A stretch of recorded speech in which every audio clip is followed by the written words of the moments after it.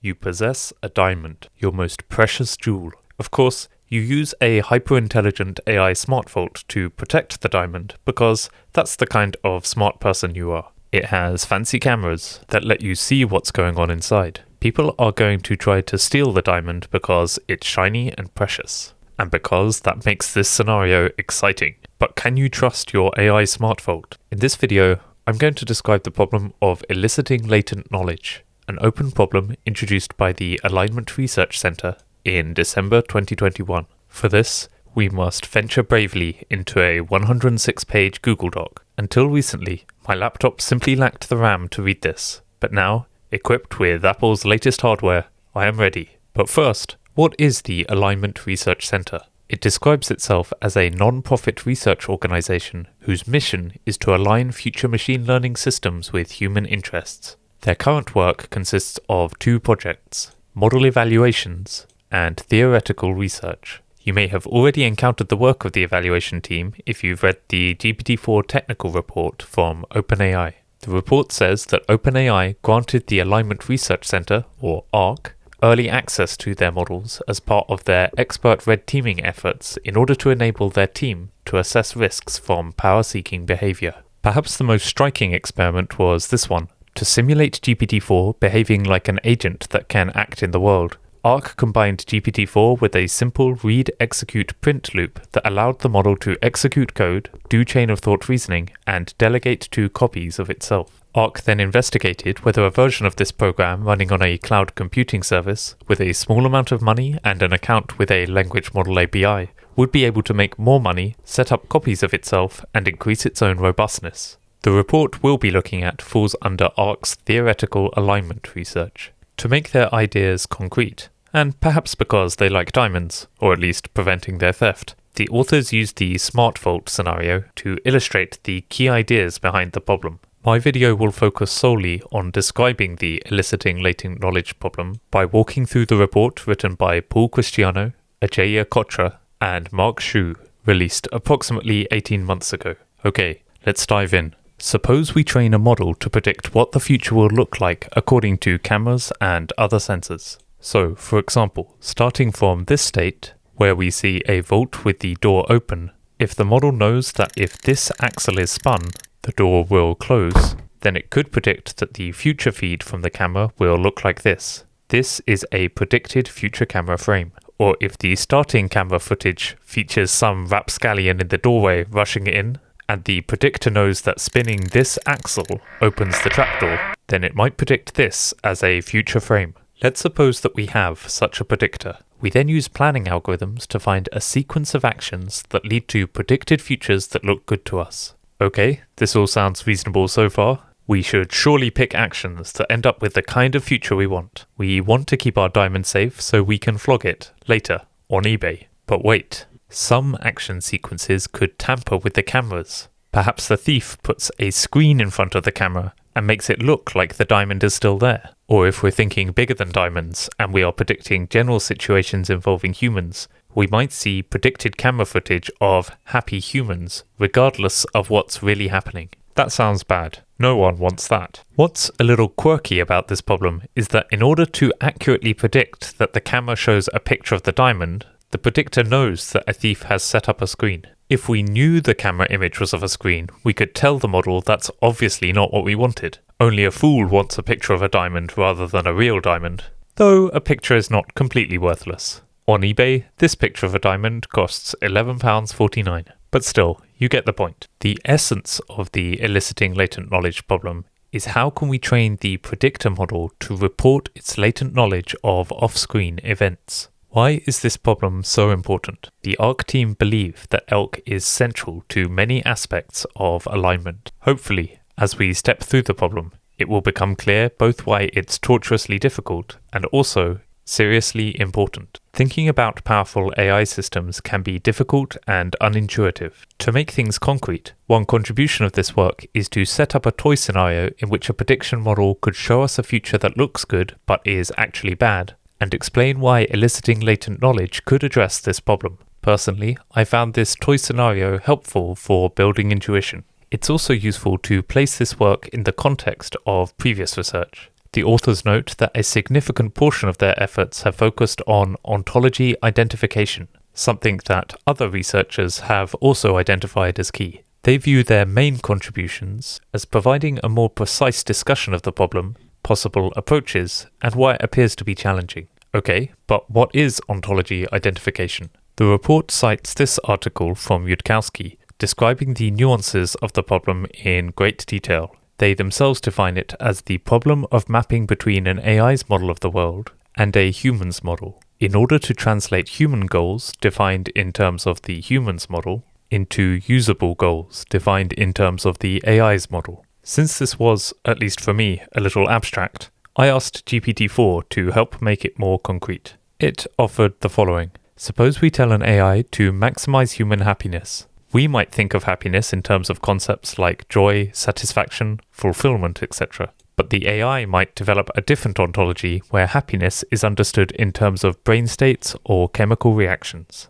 This could lead the AI to try to maximize happiness by manipulating human brain states in ways that we would find objectionable. This is a significant challenge because it's not clear how we can ensure that an AI develops an ontology that is compatible with ours, or how we can translate our goals into terms that the AI will interpret in the way we intend. Okay, that makes sense to me and seems consistent with their definition. The authors themselves provide further examples. You might imagine humans who think about the world in terms of rigid bodies and Newtonian fluids, and complicated stuff we don't quite understand, while an AI thinks of the world in terms of atoms and the void, a la Democritus. The authors conclude their introduction by saying that given that eliciting latent knowledge appears to represent a core difficulty for alignment, we are very excited about research that tries to attack it head-on. We're optimistic that within a year, by the end of 2022, we will have made significant progress either towards a solution or towards a clear sense of why the problem is hard. Though it's hard to evaluate this prediction comprehensively, it's perhaps worth noting that in December 2022, work from Burns, Ye, Klein, and Steinhardt proposed to frame eliciting latent knowledge as an empirical problem on which they could make progress using current models. Okay, on to the fun part. A toy scenario, the SmartVault. In this scenario, you are developing an AI to control a state-of-the-art security system intended to protect a diamond from theft. It has a fancy set of sensors and actuators that can detect and stop even very sophisticated robbery attempts. Exciting. Now, here is a key part of the scenario. While you can observe the room through a camera, you don't know how to operate all the actuators in the right ways to protect the diamond. Instead, you design an AI system that operates these actuators for you, hopefully eliminating threats and protecting your diamond. Great. As always, AI to the rescue. AI will save the world. How does this fancy SmartVault work? By model-based reinforcement learning. The SmartVault AI searches over many actions and executes whichever are predicted to have the best consequences. That seems reasonable. In order to achieve this, the AI learns a predictor that takes as input a stream of observations from the camera and a possible sequence of actions that the SmartVault could take in that situation, and given these inputs, after warming some NVIDIA silicon, outputs its prediction of what the camera will show in the future if the SmartVault takes that sequence of actions. Now, sometimes this predictor is performing a mapping that is simple enough for us to understand it. Returning to what we saw earlier, if the input is this view of the vault with an open door and this spinning axle, then it may predict that the future shows the same scene with the door closed. We can understand this. The axle here controlled the door. Or, if the input is this camera frame of an invader sneaking in, together with this spinning axle, the predicted frame is the invader dropping through a trapdoor. We can understand this. The axle here controlled the trapdoor. But what about complex sequences of actions? Suppose the input frame was this, then some crazy complicated stuff happened. Then we see a frame that looks good. I guess everything worked out well somehow. It's hard for us to understand these complex action sequences, but we can evaluate the predicted consequence of an action sequence. If this set of actions occurs, then the predicted frame is this. As a human, this looks good to me. I'd give this a hearty thumbs up. What about this second complex action sequence, with the actuators behaving slightly differently? Let's look at the predicted camera frame. Yep, looks good. Another thumbs up. And what about this sequence? Oh no, I don't like this at all. Some rascal has made off with the jewel. A clear thumbs down. After pressing thumbs up and thumbs down on lots of predicted outcomes, we can train a model that predicts whether I'd assign a thumbs up or thumbs down. Once we have that, we can perform a search for actions that lead to a predicted frame I would give a thumbs up to. If we have a super duper predictor and search procedure, we hopefully have a good chance that the SmartVault will defend the diamond. Now, at this point, you might reasonably be thinking that our plan is sensible. It's a bit weird, clearly. There's an AI, and some buttons, and sometimes a thief, and a diamond, but still, it sounds okay. So let's talk about what could go wrong. In particular, how observations leave out key information. My big problem is that I don't have a good way to know if the diamond is still in my possession, or if it just looks like it is. Whatever complicated, hard-to-follow sequence of actions the search procedure found might actually have replaced the diamond with a fake, or tampered with the camera. Let's suppose the action sequence is this, and the predicted observation is this. Clearly I'm happy, so I give a thumbs up. The model is predicting this frame because it predicts that the vault really does still contain the diamond. But what about action sequence 2? The predicted frame is this. I like that, so I give it a thumbs up. But wait, the model predicts this frame because it's really predicting that this sneaky thief has put a screen in front of the camera. Oh dear, I would not have given it a thumbs up if I knew that was what the model was predicting. I'm not a complete fool. How can I fix this? Well, I could install more cameras and sensors of various kinds, but the authors are not satisfied with relying on this approach. First, it may break down for sufficiently sophisticated systems executing complex plans. And perhaps more importantly, it seems like an unnecessarily dangerous and unstable situation if we need to install more and more sensors in order to protect the diamond from the SmartVault AI itself. Of course, with human guards, we have to face this problem. An age-old challenge. To quote Juvenal, but who is going to guard the guards themselves? If possible, we'd like to avoid a world where powerful AI systems are searching for plans to fool us and holding back critical information about the situation. Okay, what about if I rule out systems that I can't understand on safety grounds? It's scary and perhaps a little unwise to use an action sequence I can't follow. Unfortunately, there may be strong incentives to build these kinds of systems. One lesson of the last decade is that we're prepared to use deep learning systems that we don't fully understand because they just work much better. I want to be rich, and I want to protect my diamond, so I want the most powerful system I can have. I don't want to rule out uninterpretable action sequences just because it might go wrong. Okay, so what are my choices? The ARC team want to address this problem by directly eliciting the model's knowledge about whether the sensors are reliable. Okay, let's look at how we might address this problem by asking questions. Clearly, in the scenario we saw earlier, the model knew something fishy was going on. It had to predict the thief putting the screen in place in order to predict that our final frame looked like this. So it seems we could just ask the model to tell us what we want to know, even if we can't understand the complex action sequence. For instance, with our first predicted observation that I gave a thumbs up to, the predicted reality was this. I can simply ask the system, is the diamond still on the pedestal? It says yes. Great. Happy to keep the thumbs up. For the predicted observation of the second action sequence, that I previously gave a thumbs up to, but involved the mischievous insertion of a screen, I can again ask, is the diamond still on the pedestal? This time, I'm told no. Okay, well then let me flip that thumb upside down.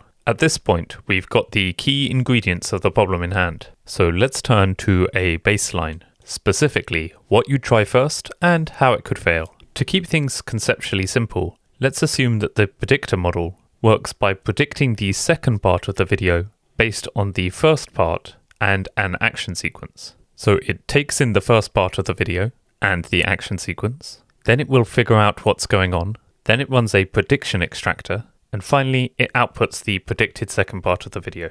Okay, we've decided already that questions are useful, so what we could do is add a second head, which in this work is called the reporter, which is going to get the output of the figure out what's going on step. With this setup, we will fine-tune the model to answer questions about the predictor's latent knowledge. So the reporter takes in a question and the output of the figure out what's going on step and uses it to produce an answer. Okay, how could we train this system to achieve our goal of being able to ask questions? Well, a first strategy is to fine-tune only on questions simple enough that humans are very confident of the right answer, and hope that the reporter also generalizes to honestly answering more complex questions. It's worth asking why the generalization here is so critical. It's because we want to be able to ask the reporter questions like, is what I'm seeing on camera what's actually happening? In complex situations where humans aren't sure what's going on. We can't directly train it on these questions, since there's no way to generate reliable training data.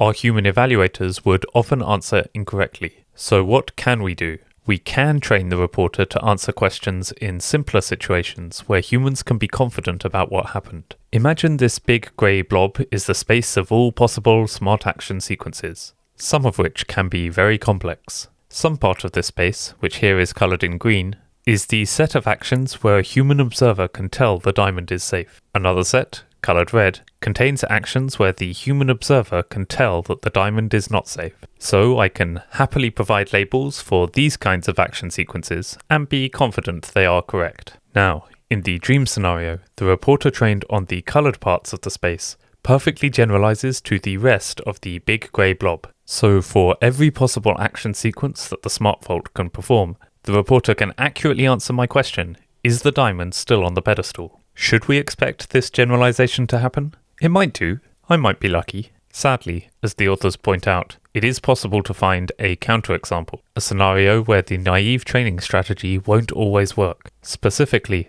a scenario where training only on the very confident cases learns a reporter that won't report undetectable tampering. The ultimate goal of this kind of mental exercise is to find a training strategy for which we can't think of any counterexamples, despite trying hard. When we can't find counterexamples, we don't have proof that the diamond is safe, but we would feel a hell of a lot better about things. To describe a concrete counterexample that shows we can't trust our scheme to generalize, we need to fill in some details. First, let's talk about how the prediction model works. That means focusing on these two parts of the diagram. Figure out what's going on, and prediction extractor. We'll assume that the way the predictor figures out what's going on and makes predictions is by doing inference in a Bayesian network. You may recall from your bedtime reading that this is a probabilistic graphical model that is ideally suited to solving exciting mysteries like, what is the probability that it is raining given the grass is wet? You may ask, why not just look out the window? That is a good question. But such questions will not get you far in mathematics, though they will help you maintain a healthy garden. For now, what matters is that we can answer questions probabilistically by modeling relationships between variables and using various inference algorithms to answer questions about the probable state of the variables. In this Bayes net, node v1 represents the first part of the video, node v2 represents the second part of the video, which the model is going to predict, and node A represents the action sequence. The other nodes could be things like, is the diamond in the room? Or, what is the voltage on this wire? To actually make predictions for the future camera frame, the model sets V1 to be the first part of the video, and it sets A to be some given action sequence. Then, using an algorithm, the model computes a probability distribution over the second part of the video, represented here by the node V2. The crucial part here is that if the model predicts that the camera will show a diamond because the robber has done some funny business with the camera, then the robber tampering must be reflected somehow in the inferred joint distribution over the nodes of this Bayes net. So the clue is in there somewhere, if we could but spot it. How are humans going to label the dataset we use to train the reporter? For the sake of this counterexample, we'll assume that they also use their own internal Bayes net. In the training dataset, they see the first part of the video, the action sequence, and the second part of the video showing the consequences of that action sequence. So in the mind of the human, we have something like this. Again, we'll assume that the first part of the video is V1, the second part of the video is V2, and node A represents the action sequence. To answer a question like, does the robber take the diamond? The human figures out which nodes are relevant to the question. Let's suppose here it's H3 and H4, and from this they determine the answer. Before we explain the counterexample in more detail, there may be something on the tip of your tongue. No, you say, Bayes nets? That's just not 2020 stuff. We won't be using Bayes nets. Come on, isn't this oversimplified and unrealistic? The point here is not to claim that AIs will be Bayes nets in the future. Instead, the plan is to show that even if you have a cleanly defined and relatively simple to understand model like a Bayes net, you're still going to be in trouble with a naive training strategy. Also, the authors think that a realistic, messy predictor is pretty likely to still use strategies similar to inference in Bayes nets, among other cognitive strategies. Overall, they don't think that the messiness of a realistic AI will make training an honest reporter easier. If anything, they think it would be harder. So for now, let's focus on the Bayes net. If nothing else, we get pretty diagrams. So let's suppose that the prediction model has done a good job and has gotten a joint distribution for all the nodes in its Bayes net. How do we want the reporter to use that data to answer questions? A basic intuitive assumption here is that each node in the human Bayes net should correspond to a function of the predictor's Bayes net. That means that one way for the reporter to answer questions is to translate between variables in the AI Bayes net and variables in the human Bayes net. For example, the human may have a node representing where the diamond is, with possible values like inside the SmartVault or inside a robber's pack or out of the country. The predictor may instead have a node for each XYZ position whose value represents what is at position XYZ. Then the value of the human's node is a simple function of the value of the predictor's nodes. We can loop over each location, check which of the human's options the XYZ coordinates correspond to, and set the human node to that option. So, if the diamond is in a very distant place, the human node will be set to out of the country. Here are the nodes for the AI. The Fs represent the mapping functions, and the H variables are the nodes for the human.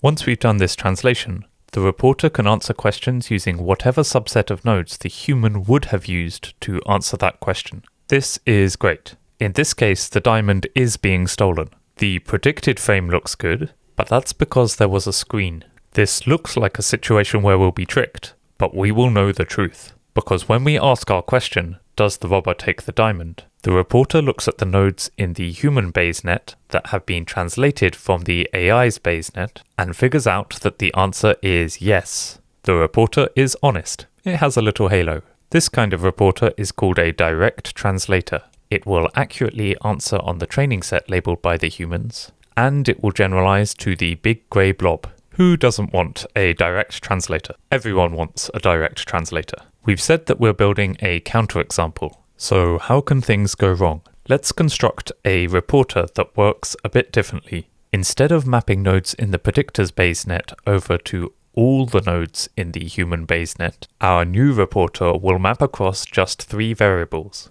The first half of the video, v1, the predicted second half of the video, v2, and the action sequence, a. Now suppose that the other nodes in the human Bayes net are set to the values that the human would set them to if they only observed these 3 pieces of evidence. This second reporter is called the human simulator. Now, why is this so bad? Why is it so insidious? And why does this AI have a little pitchfork?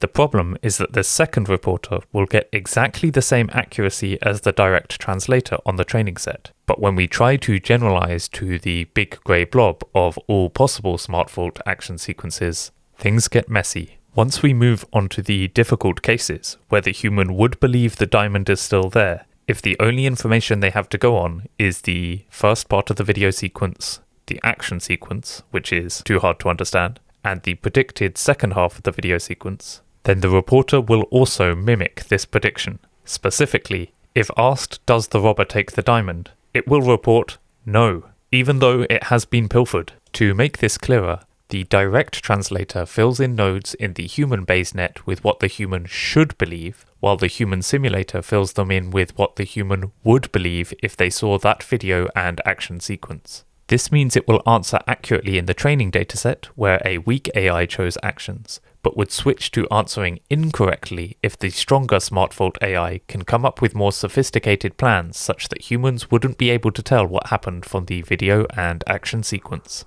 If both strategies perform the same on the training set where humans are able to label cases very confidently, then we don't know which one would be learned. They have identical loss. It's not obvious which one gradient descent would find. This is not a good situation to be in. The authors say that that possibility is enough to make them worried about their training strategy. They'd like to either find an argument that this approach won't fail, or else find a new approach. And that's it. Creating a reliable reporter that generalizes to faithfully reporting what the AI model knows in every feasible scenario is the core of the perilously difficult problem of eliciting latent knowledge. In this video, we won't cover the remaining 80 pages of the report, which dive deeper into technical details and how ARC approaches this research question. If you'd like to see such a video, let me know in the comments. I'll offer a few closing thoughts. First, as someone who has read a fair volume of research in my time on our hallowed planet Earth, I found this report to contain some creative and potentially important ideas. Despite representing a substantial piece of work on a topic that I believe could prove highly influential, the work is cited just 11 times, according to Google Scholar. However, as AIs gain more capabilities, I believe we'll see further interest in this topic, and more work that tackles the eliciting latent knowledge problem. That's it. We've reached the end. Thank you for your attention. I hope you have a wonderful day.